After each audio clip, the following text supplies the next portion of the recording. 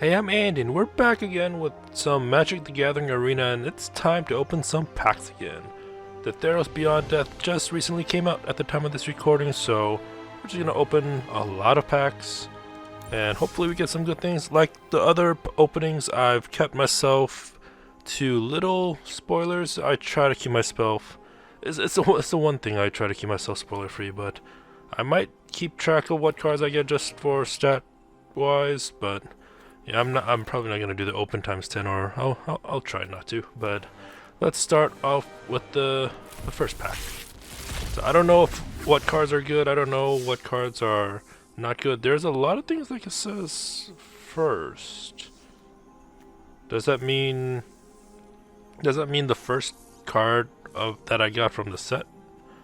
Like the first of the 4 Heroes of Revel, for example, but let's see what. Oh, we got a Nyx Lotus. Ooh, that seems good. Or I guess. That's conditional. Enters the battlefield tap. Choose a color. Add an amount of mana that's equal to your devotion. All right. Let's go to the next one.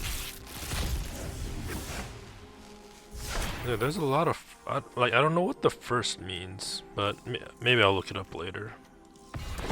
We got Galia of the Endless Dance. Red. Green, haste. Other satyrs, so it's satyr tribal is a thing, maybe? Whenever you attack with 3 or more creatures, you may discard a card at random. If you do, draw 2 cards. Seems good. Rise to Glory, Ferris Band Brawler, and the commons. I just wonder how many of my decks I'll have to modify now. Alright, oh, so I guess the first means it's the first of the 4 that you collect, maybe? Since the Eroa's Blessing doesn't have the first, maybe? I don't know. Temple of Plenty. It's a Scryland, okay. I'd rather have the Painlands, but it is what it is. Alright, Daxos. Ooh. Toughness equal to your devotion to white.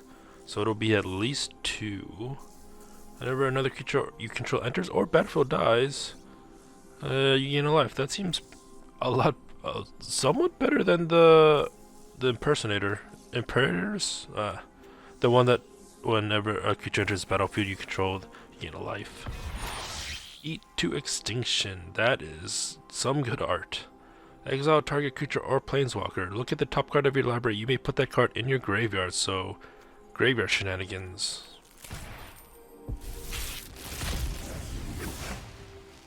Alright, Mischievous Chimera. That seems cool. Erebus's Intervention. Choose one. Target creature gets -X until end of turn and you gain X life. Exile up to twice X target cards from graveyards. So a little anti-graveyard shenanigans. Or a life gain and just kill a target. Well, we're already getting some wild cards too. That's another wild card. Alright. Legendary enchantment creature that's uncommon, okay. And we get a wild card. Might be good, might be bad. I just want cards from the set, so I just want to see the variety of it. Ooh, the Birth of Meletis. Search your library for a basic plains card, reveal it, and then create a 0/4 colorless wall artifact creature token with Defender, and then you gain 2 life. Seems okay for 2. Not great. Another Gift of Strength. Alright, we got Arasta of the Endless Web. 2 green reach. Whenever an opponent casts an instant or sorcery spell, create a 1/2 green spider creature token with reach. So it's anti-control, anti-burn, maybe? I don't know how much I don't know how much burn is a thing in this deck or in this set, or I guess in the meta overall. What do we get? We got Ox of Agonas. 3 red. When enters the battlefield, discard your hand, draw 3 cards. Escape, and it means you may cast this card from your graveyard for its escape cost. Exile 8 other cards from your graveyard. Okay. Ox escapes with a +1/+1 counter on it. I don't know how I feel about this. Like, the card draw is good, but it's a 4-2, 4-5. But, I mean, I'm not the best Magic player, so I can't tell what's good or not. to an extent. Enemy of Enlightenment. -1/-1 for each card in your opponent's hands. Neat. At the beginning of your upkeep, each player discards a card. More wild cards, okay. Nessian Boar, 3 green, 10/6. All creatures able to block Nessian Boar do so. Whenever Nessian Boar becomes blocked by a creature, that creature's controllers... Oh. So it's a little group hug. Because if they have like 10 tokens on the field, those 10 tokens will die, but they'll draw 10 cards.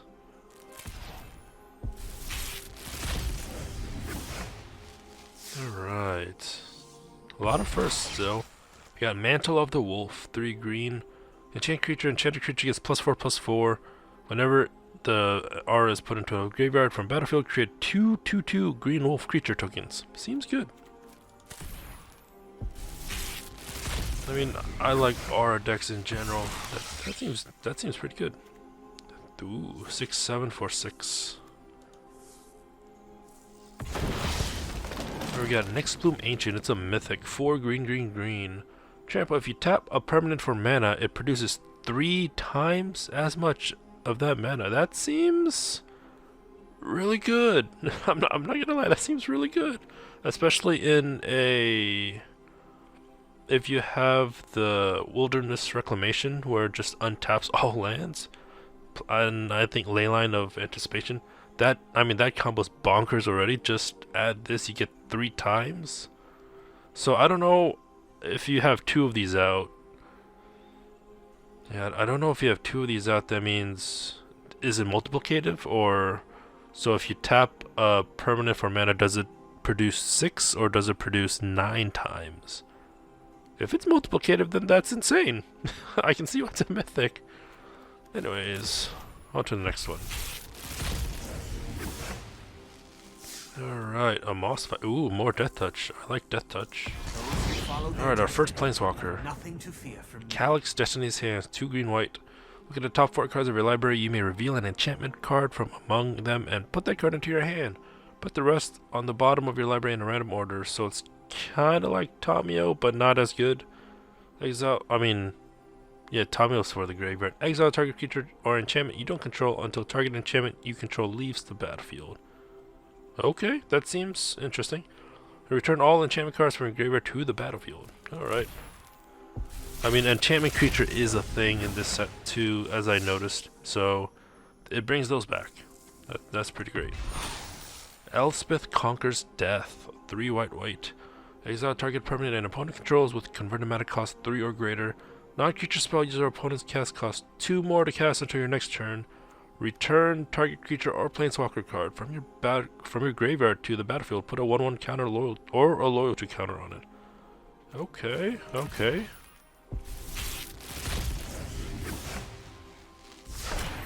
More wild cards. Nadir Kraken. Whenever you draw a card, you may pay 1. If you do, put a 1/1 counter on a Nadir Kraken and create a blue tentacle creature token. Cool. So it's like a... I know like the draw decks are a thing, so that's neat. Alright, more. We got Kunoros, Hound of Aetheros. I have the miniature. Vigilance, Menace, Lifelink. Creature cards and graveyards can't enter the battlefield, so anti-graveyard shenanigans. Players can't cast spells from graveyards, so no escape type mechanic. Alright. That seems okay. So I can imagine the possibilities in the mode where you can play all the old cards with all the enchantments. I can make a better enchantment deck. Anyways, let's keep going. Nylia's Intervention. Choose one for up to X cards, reveal them, put them into your hand, shuffle your library. Land cards. Okay. And deals twice X damage to each creature with fly. It's okay, I guess. It goes well with the triple mana thing. Alright, we also get Unknown Shores. Protean Thaumaturge. Constellation. Ability triggers when an enchantment enters the battlefield under your control. You may have Protean Thaumaturge become a copy of another target creature except it has this ability. That seems pretty good. Not gonna lie. A lot of these cards seem pretty good, but what do I know? Yeah, we're still getting a lot of firsts too. Archon of Sun's Grace. Flying lifelink and Constellation. Create a 2/2 Pegasus creature token with flying. Cool. I'm liking this. I mean, it's probably not the best card, but I'm liking this. Alright, Treacherous Blessings. Whenever Treacherous Blessings enters the battlefield, draw 3 cards. Whenever you cast a spell, you lose 1 life. Whenever Treacherous Blessing becomes the target of a spell or ability, sacrifice it. Okay. I don't know. I don't know. I mean, you draw 3 cards, but then... Yeah, I don't know. I don't know how I feel about that. I mean, it's good that black has card draw, but... Oh, we actually have a Field of Ruin. I didn't know that. Another Kurnos. Okay.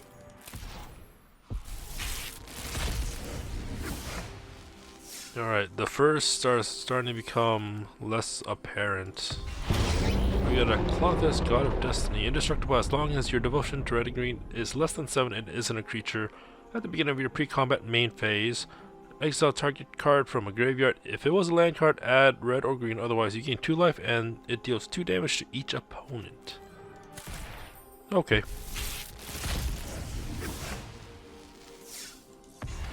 Alright, Shadow Spear. Equipped creature gets +1/+1 and has trample and lifelink and equip as 2.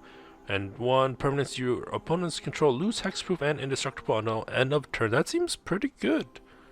For an equipment, it only gives +1/+1, but it also gives trample, lifelink, and then it has that ability, or the artifact itself has that ability. So you don't even need to equip it to a creature to have that ability. So yeah, I think it's pretty decent. Then again, I don't know how it like combos well with all the other cards. It's just reacting to this set as in general. So whenever you cast your first spell during each opponent's turn, draw a card. Okay. That's standard. I think that's standard. And we got another wild card. We're getting a lot of these wild cards. Alright. Shatter the Sky. Each player who controls a creature with power 4 or greater draws a card, then destroy all creatures. So it's basically like a Wrath of God, but for 4 more. But then they only draw 1 card. Each player controls a creature with power, or so. Yeah, you only draw 1 card. Off that wording, I believe. Alright, Enigmatic Incarnation. At the beginning of your end step, you may sacrifice another enchantment. If you do, search your library for a creature card with converted mana cost equal to that 1 plus the sacrifice enchantment's converted mana cost, put it into the battlefield. Alright, so it's kind of a Neo form. I think that's the card, but it costs 4 and it's 4 enchantments. And it's after every end step, so it's better than a Neo form.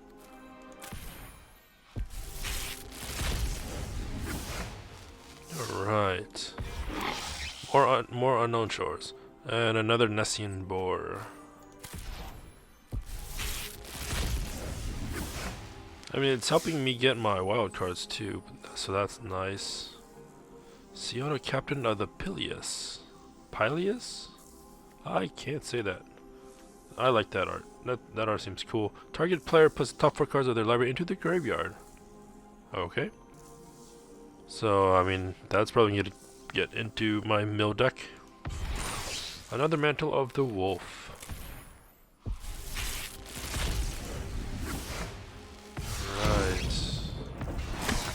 Cactos the Unscarred. It attacks each... So it's basically Achilles. Yeah. So as it enters the battlefield, choose 2, 3, or 4 at random. So probably... the game will probably just RNG it. Without like a dice or something. Cactos has protection from each converted mana cost other than the chosen number. So it's basically Achilles. And the Achilles seal will either be 2, 3, or 4. So I like this card. But... it really depends on like the deck you're playing against and RNG. So we better pray to RNGesus.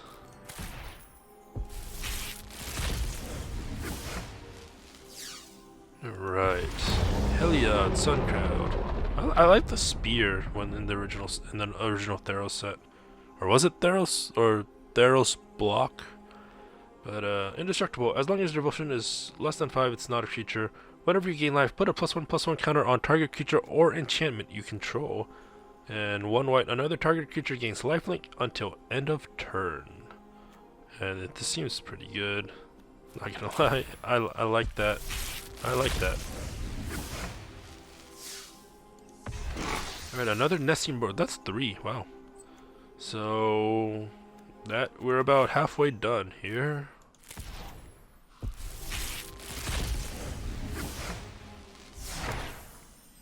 Alright. I like this. Oh, but it's only...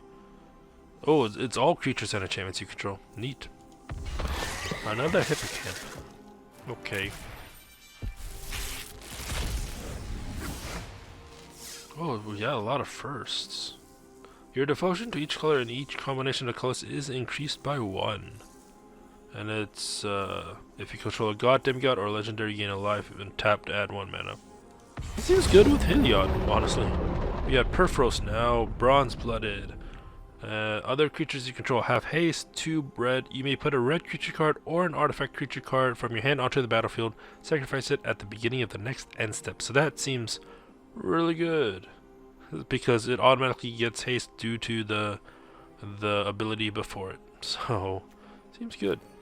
Seems good. I don't know how many of these cards I'll use in decks, but I guess we'll see.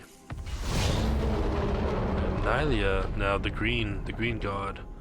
So your creature spells you cast cost 1 less to cast and 2 green. Remove the top card of your library. If it's a creature card, put it into your hand. Otherwise, you may put it into your graveyard. You don't even have to put it in your graveyard. Okay.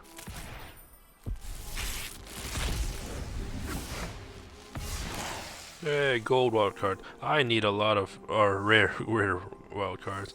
I need a lot of rare ones compared to mythics. Another Protean Thaumaturge. Okay.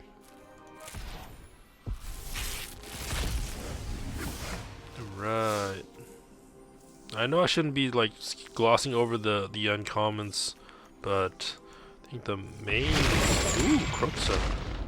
Black, red, like I shouldn't be skipping it, but the main, I guess, thing for me is just to see the rares and mythics. But whenever it enters the battlefield, sacrifice it unless it escaped. So escape is, so it's actually not, you pay the black and red just to sacrifice it, but the actual cost it really is black, red, and exile 5 other cards from your graveyard. Whenever it enters the battlefield or attacks, each opponent discards a card, then each opponent who didn't discard a non-land card this way loses 3 life. Okay. So it basically forces you to discard a land at turn 2, which might turn the tide in your favor, honestly, depending on what the opponent has in their hand and what kind of deck you're playing against, obviously.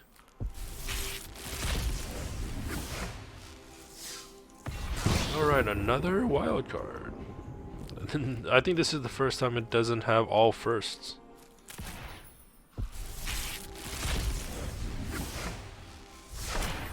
Right, another Nyx Lotus. So I think this is our 3rd or 4th Field of Ruin.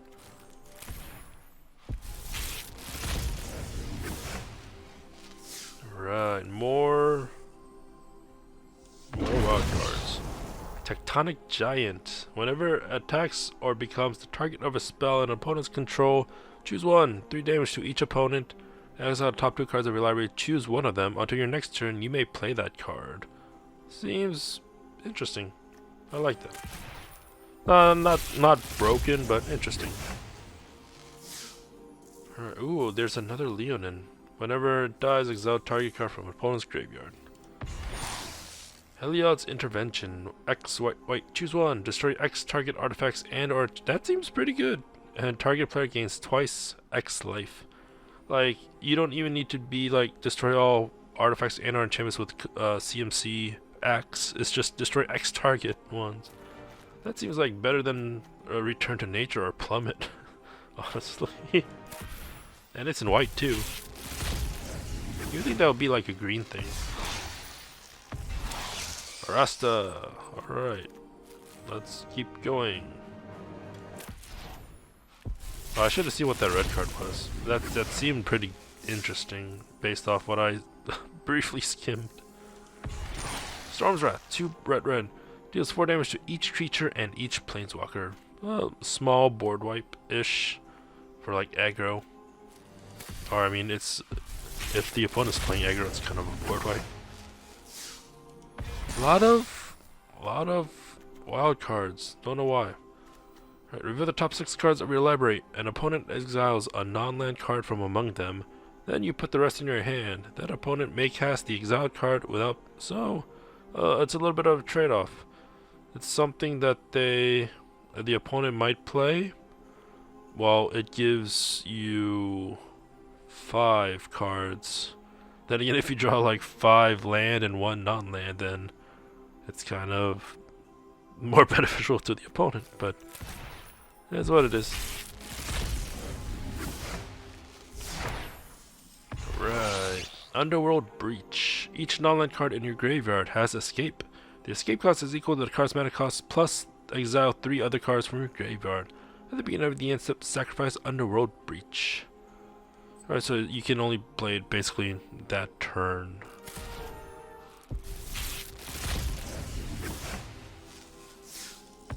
And a wild card. It is what it is. Like I said, I want rare wild cards, but I also want to see like what the set has to offer. So we have another enigmatic incarnation. That is what it is.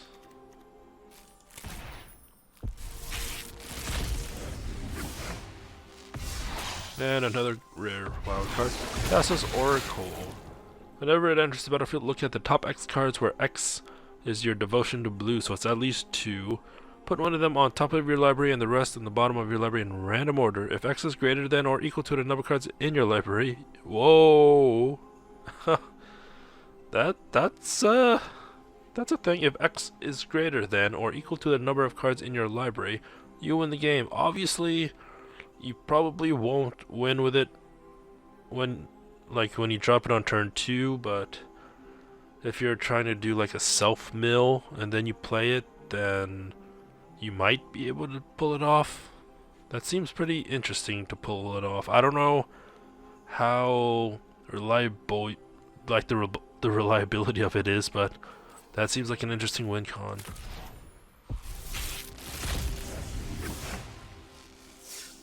Alright, we got a Labyrinth of Scophos. Add colorless.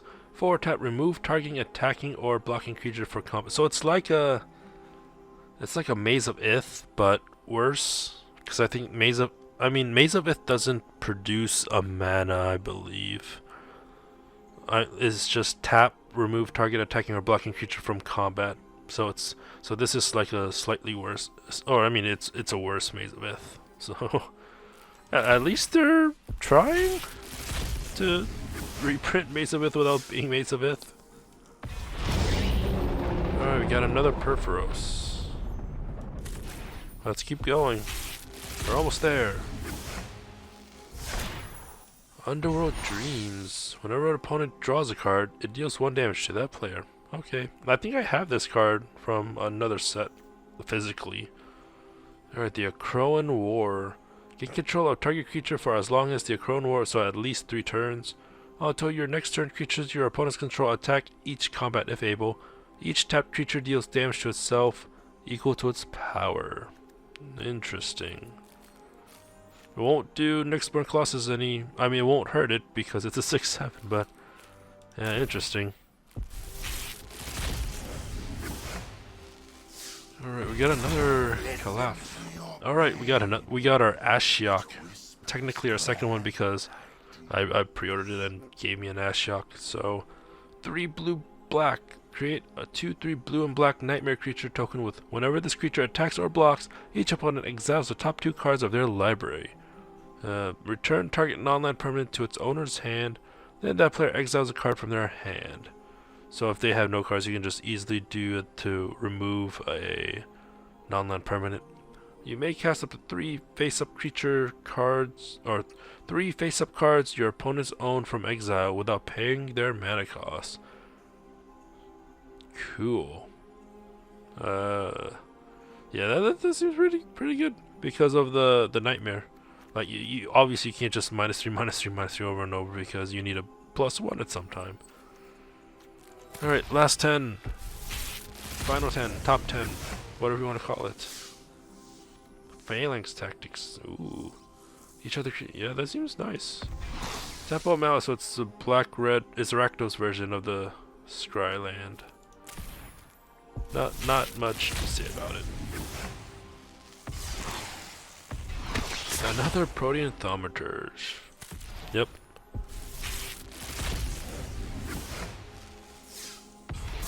Alright, Gravebreaker Lamia. Lifelink, whenever Gravebreaker Lamia enters the battlefield, search your library for a card, put it into your graveyard, then shuffle your library. Spells you cast from your graveyard cost 1 less to cast. Okay.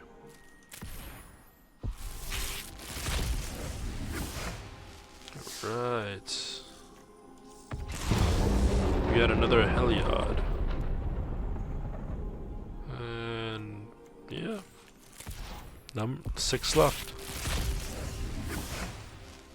Ooh, a Mirror Shield. Equip creature gets +0/+2 and has hexproof. And whenever a creature with Death Touch blocks or becomes blocked by this creature, destroy that creature. Okay.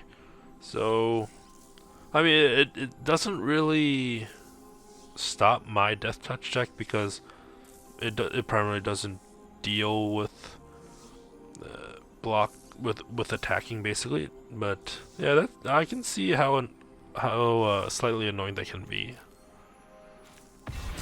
We got the Azorius version of the Scryland now.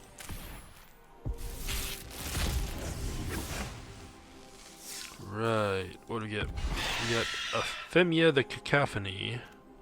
At the beginning of your end step, you may exile an enchantment card from your graveyard. If you do, create a 2/2 black creature zombie token. Interesting. And it's a 2/1 for 2. Alright.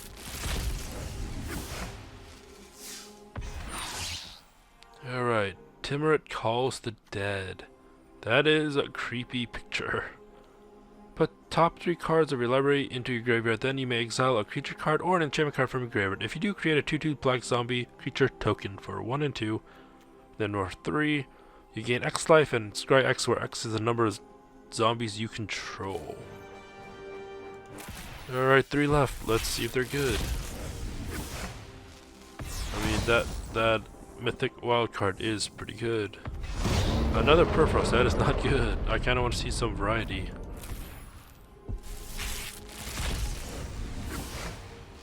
Alright, what do we got? We got another Haktos, another Achilles. I mean, it's pretty good flavorful, and it seems pretty good. But if you land on the wrong number, that's gonna hurt. That's gonna hurt a lot.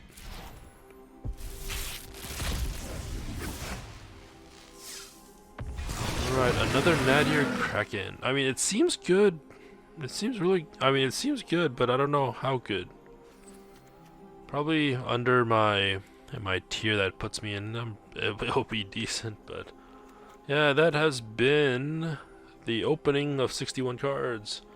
Next time I do the next time I do this will probably be the next set again, because I mean, I like to do this at the launch of every set, just because it gives me an insight of what the possible combinations, the possible synergies, because I don't spoil myself of the cards beforehand, or if I do, then I try to keep it at a minimum. But yeah, hope you enjoyed it. Until next time, which will be probably the next set. Hope you enjoyed this opening of the booster packs, like I usually do. And again, if you haven't already, use the code PLAYTHEROS, and you'll just have to go to the store and then type it in the redeem code here where my mouse is. Just type in PLAYTHEROS and you'll get 3 free Theros Beyond Death booster packs to open. Hopefully you'll get something better than me, But RNG will be RNG. So until next time, thank you for watching and have a nice day.